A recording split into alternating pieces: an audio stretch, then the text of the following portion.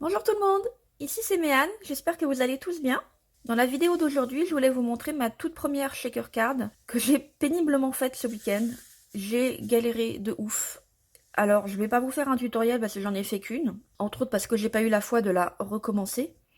Mais je me suis dit que ça pouvait valoir quand même le coup déjà de vous la montrer et de vous en parler, notamment de vous parler des erreurs que j'ai faites. Si jamais vous n'avez encore jamais fait de shaker card, vous pourrez peut-être apprendre de mes erreurs. Ça devient un thème vraiment sur cette chaîne, je trouve, de faire des vidéos pour vous montrer les erreurs à pas faire. Et puis moi, ça me servira aussi en fait de référence la prochaine fois que j'en ferai une, parce que quand même, malgré tout, j'en resterai pas là, je prévois d'en faire d'autres. Je me dis peut-être pour mes cartes de Nouvel An. Enfin bref, alors d'abord le matériel. La carte a été faite sur du papier aquarelle de chez Action. L'essentiel du matériel en fait vient de chez Action. Donc le papier blanc aquarelle de chez Action, c'est les blocs avec la couverture rouge, parce qu'il m'en reste encore beaucoup vu que je ne fais pas d'aquarelle. Les tampons que vous voyez là viennent également de chez Action, tout comme les micro-billes, le die qui m'a servi à faire le trou et le Happy Birthday. Ce qui vient pas de chez Action, c'est la feuille plastique recto et verso, qui est une feuille de rétroprojecteur. Cette feuille blanche ici, qui est du papier 160 grammes Clairefontaine, et le scotch double face qui m'a servi à coller les feuilles de rétroprojecteur. Par contre, le papier 3D, là, mousse, vient de chez Action aussi, si je ne me trompe pas. Et enfin, pour les tampons, c'est de la Versafine noire. Ici, ce sont diverses encre Distress, essentiellement le bleu, mais pour avoir un peu plus de nuances, j'en ai aussi utilisé deux autres, le Old Paper et le Weatherwood. Et les crayons de couleur, moitié ceux aquarellables de chez Action, mais que j'ai absolument pas aquarellisé, et d'autres crayons de couleur que j'avais chez moi. Voilà. Alors, premier conseil, essayez de mieux réfléchir avant de démarrer à ce que vous voulez faire comme carte. Parce que moi, j'ai changé d'avis deux fois, enfin, changé d'avis. J'ai voulu apporter des améliorations deux fois, ça m'a causé des problèmes. Tout d'abord, le fait que la fenêtre soit transparente des deux côtés et que le Happy Birthday, en fait, ne soit pas collé sur cette page, cette feuille ici, mais vraiment sur la carte. À la base, c'était pas prévu.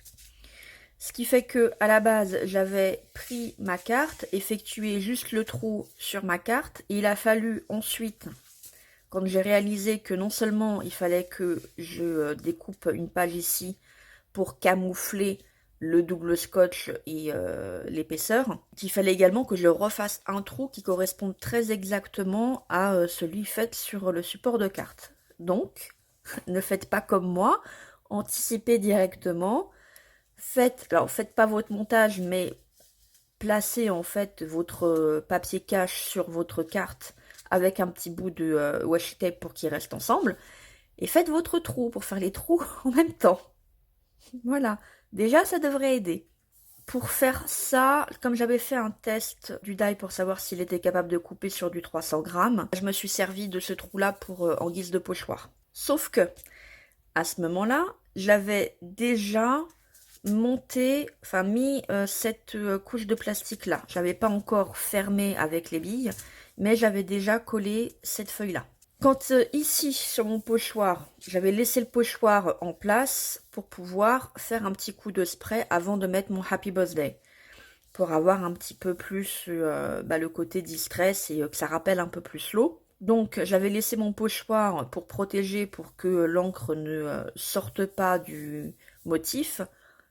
Autant, j'avais pas pensé, c'est aussi parce que je ne le savais pas, du coup je vous le dis, les feuilles de rétroprojecteur, sur la face qui permet d'être imprimée, en tout cas sur les miennes, qui sont des feuilles qui passent pour des imprimantes jet d'encre et pas des lasers. Je suis pas sûre que ça existe en fait, les feuilles de rétroprojecteur pour imprimante laser, vu que le principe de l'impression laser c'est la chaleur, c'est pas trop compatible avec le plastique. Enfin bref. Il y a donc sur cette face légèrement plus rugueuse qui permet l'impression, une couche de quelque chose. Je sais pas exactement quoi. En fait, ça ressemble un peu à de la colle. Et ce qui s'est passé, c'est que des micro-gouttes d'eau ont atterri sur cette feuille plastique. Et ça l'a dégueulassé. Mais vraiment, imaginez une vitre sale dans un jardin après la pluie. Vous voyez? Sauf que contrairement à une vitre, il suffit pas de remettre un petit peu d'eau par-dessus pour la nettoyer. Là, ça ne faisait qu'aggraver le problème. Finalement, j'ai réussi à peu près à m'en sortir en nettoyant avec de l'alcool pour retirer, en vérité, pour dissoudre complètement cette couche. Sauf que le résultat est pas net. Alors, ça se voit pas trop. Il faut vraiment regarder par transparence. Donc, je sais pas si vous pourrez voir, mais on voit quand même des traces. Au bout d'un moment, j'ai failli recommencer la carte, mais finalement, j'ai pas eu la foi. Autre erreur que j'ai commise. Ici, je suis vachement près du bord. Alors, c'est peut-être pas forcément une erreur, mais c'est un truc auquel j'avais pas pensé. J'ai réussi à m'en sortir, mais ça aurait pas coûté grand-chose que je décale d'1 millimètre de plus, et ça m'aurait simplifié la vie quand même, vu que, en fait, le trou est trop près du bord, et mon scotch double face, qui est du scotch fin, ne passe pas. Ce qui fait qu'il a fallu que je le redécoupe, qu'il a fallu aussi que je mesure pour ma mousse, etc., etc. Donc, c'est complètement faisable, hein. C'est juste que ça m'a rajouté un petit peu une galère supplémentaire. Qu'est-ce que j'ai galéré encore? Oui, ce qui a failli sonner le glas de cette carte, c'est la végétation. Donc là encore, essayez de réfléchir un peu plus que moi ce que vous allez faire sur votre carte. Et pourtant, j'avais quand même eu la bonne idée de tamponner plusieurs tortues et plusieurs hippocampes sur un papier à part pour faire des répétitions de coloriage. Et ça, j'ai bien fait quand même parce que j'ai fait 3-4 essais avant de trouver un coloriage qui me plaisait bien. J'avais toujours prévu que la tortue soit découpée et collée un petit peu en surélévation en mangeant un petit peu sur la fenêtre. Mais même si j'avais fait des répétitions comme ça, c'est vraiment après avoir colorié l'hippocampe, colorié la tortue et juste avant de la coller que je me suis dit ça fait quand même super vide. Il y a beaucoup de blanc. Faudrait que j'habille un petit peu. Et du coup, dans le même kit, j'ai pris le tampon de végétation en me disant je vais rajouter un petit peu de végétation, comme ça que je vais colorier en vert. Sauf que comme mon scotch là, enfin comme j'ai du surélevé, quand j'appuie mon tampon, bah comme vous voyez là, ça imprime mal. Donc j'essaie de camoufler ici parce que j'ai fait un énorme pataquès. C'est sur le coup, j'ai pas compris que c'était à cause du scotch 3D derrière. Je me suis dit mince, j'ai mal appuyé sur mon tampon. Et comme j'ai pas je fais pas assez de cartes et de tamponnage pour investir ou pour me fabriquer ces espèces de fenêtres là qui vous permettent de garder votre tampon et votre carte exactement au même endroit et vous y reprendre à 2 fois justement si vous avez ce genre de problème. Je me suis dit, ok, j'ai mal appuyé, c'est pas grave, je vais en faire un juste à côté qui mange un peu par-dessus pour que ma végétation soit un peu plus touffue. Et cette fois, j'ai bien appuyé. Sauf que c'était pas l'appui le problème, c'est le scotch en dessous, qui fait qu'on ne peut pas mettre une pression égale et donc tamponner correctement. À ce moment-là, ça allait encore à peu près. Je me suis dit, bon, puisque c'est la zone là qui appuie pas bien, je vais essayer de rectifier le tir en faisant un peu de biais pour... enfin bref, je me suis retrouvée avec un énorme pâté ici, c'était moche.